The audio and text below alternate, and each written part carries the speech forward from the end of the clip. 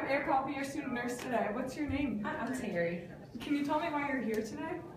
Well, a few months ago, I was actually hospitalized for depression, and since then, I've been on medication for it, and I'm feeling a lot better, so I'm just here for my follow-up appointments that come every few weeks.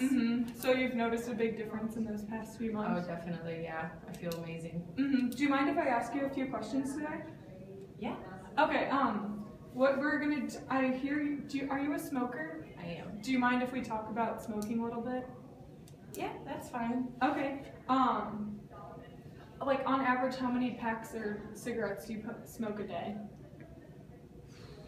Oh, I'd say I probably smoke about 2 packs a day. 2 packs a day, and what type of cigarettes are those? Camels, I don't use the filters. I've been smoking since I was like 14, so I don't need a filter. And how old are you? I'm 24. Okay, so about 10 years of smoking.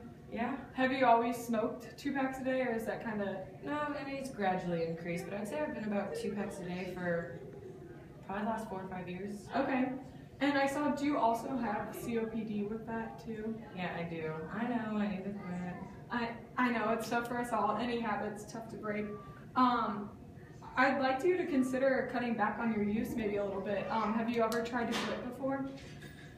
No, I mean, when I got diagnosed with COPD, I thought about maybe trying to quit. I never actually initiated a plan to quit. But I mean, I definitely know that it's something that I should probably do. Like, I feel the shortness of breath. I'm on an inhaler. I get sinus infections a lot. And I'm young. I'm only 24 years old. Yeah. Now, have they like talked to you about COPD and everything that like quitting smoking would help with that? Yeah, they've told me about it, and they've told me that it's going to do way more than the inhaler ever could. And oh yes, but like I said, it is really tough to quit, and those habits you've been doing for 10 years are difficult to break. Now, can you tell me, like, this is a readiness scale, on a scale of 0 to 10, 10 being not at all, and 10 being now, how ready are you to quit smoking? Maybe a 2. A 2? Yeah. Okay, and now why did you say a 2 rather than maybe say a 3 or a 1? Well, I mean, I know that I need to quit. Like, I get it. I'm young and I have all of these health problems, and it'd be beneficial, and it's something that I really need to do. But especially with how bad the depression was just a few months ago, I'm afraid of quitting and spiraling back To relapse back to the depression. Yeah, smoking is really kind of what I do when I get stressed out or coping. Like, yeah, do you use smoking kind of as a coping mechanism to your depression? Yeah, I'd say that I probably do. Now, on a scale of 0 to 10 too, how confident right now are you that you could quit smoking today? Today? If you were to leave this office and never touch a cigarette again? Maybe 1 or 2. Okay. Well, hopefully after talking today, we can maybe get that up a little bit. Do you mind if I give you some advice today? Yeah. Okay. Sounds great. Now, do you have any family? Has anyone in the past smoked? My father smoked, actually. He actually died of lung cancer when he was in his 60s. So have you kind of been around smoke your whole life then? Yeah, I mean, he didn't smoke in the house, and he tried not to smoke too much around us, but yeah, I mean, I was definitely exposed to it. Can you tell me some pros and cons of quitting? Some pros of quitting? Yeah, some pros of quitting and maybe some cons of smoking. Like, if you were to quit, what would some good things that would come out of it be? Well, I mean, it would help with the COPD and just my health in general. I mean, I notice I get short of breath just walking anymore. Of course. So that would help. It's pretty expensive. How much would you say on average you spend like a week on cigarettes? I think it's about $5 a pack, 2 packs a day. So I said $70–80 a week. Wow. And just think where you could put that money towards if you were saving that, or just even half of it. So. Also, my niece, I have a niece, and I love spending time with her, but my brother, he's not a big fan of smoke being around her, and then even with kids that small, if there's like smoke on their clothes, and you know, that kind of like puts them at risk, and so. Yeah, that secondhand smoke. Yeah, so it's been kind of an issue with that, so if I were to quit, that would help, the smell. Do you kind of feel like you kind of have that smell wherever? Yeah, I mean, I smoke in the house and I smoke in my car, so it's just. Yeah, but you're used to it too. So does your brother smoke? No, he doesn't. Okay. Now, what are some cons you would say of like continuing to smoke? Spend more money, health's gonna get worse, that kind of stuff. Now, if you were to, what's some pros of smoking? Like, what are some good things about continuing to smoke? Well, like I said earlier, it's just kind of how I cope and what I use to calm me down, especially if I'm really stressed out at work, at school, it's there.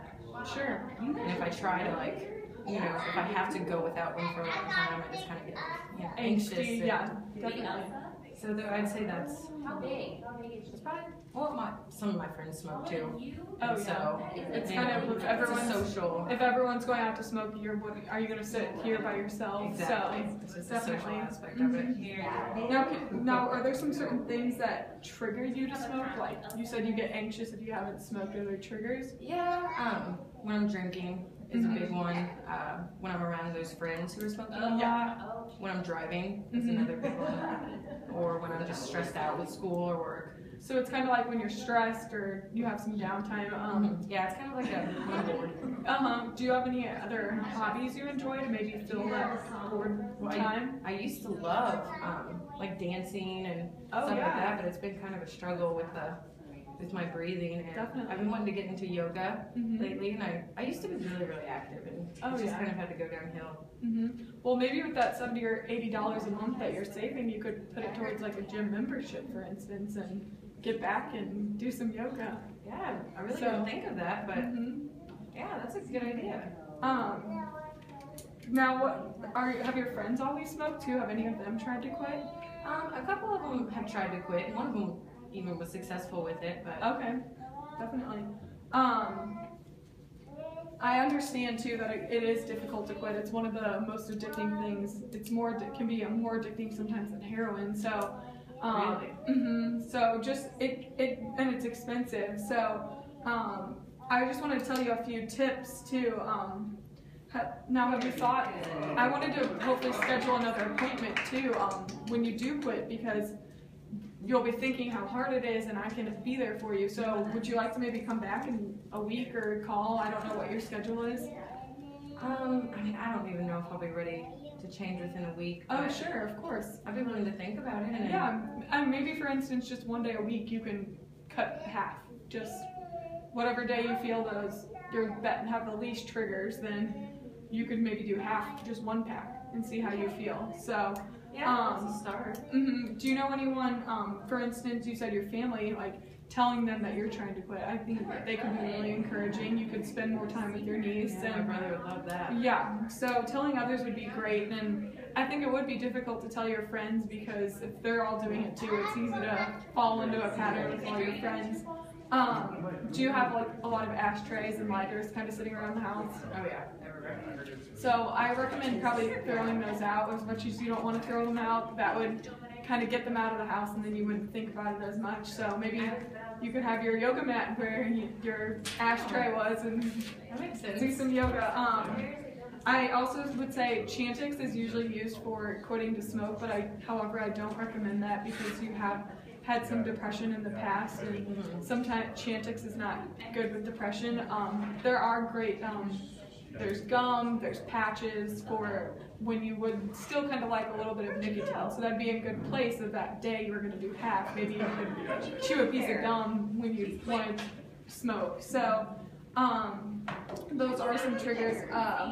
Other things is alcohol kind of does when you're at a social scene, such as a party or a bar or something, that kind of, more people are smoking. So I don't want to say you shouldn't be friends with them. I'm sure they've been your good friends and stuff for a while. So maybe the alcohol can kind of trigger the smoking. However, do you have like a phone or a computer at home?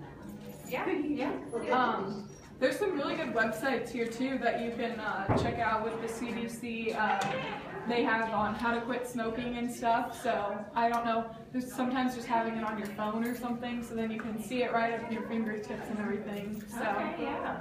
After speaking with me today, what would you say your readiness is to quit? Like being that 0 to 10. Well, it's definitely higher. I feel like I'd be more prepared if I were to decide to quit. Maybe a 4 or 5. Okay, well great. That's definitely up from a 2. So you're feeling, do you have more confidence in quitting too? I think that before I just thought that there was no way, but I feel like you provided quite a few tips that, makes it seem a little bit more possible. Well, great. Well, it was nice talking to you today, Terry. Thank you.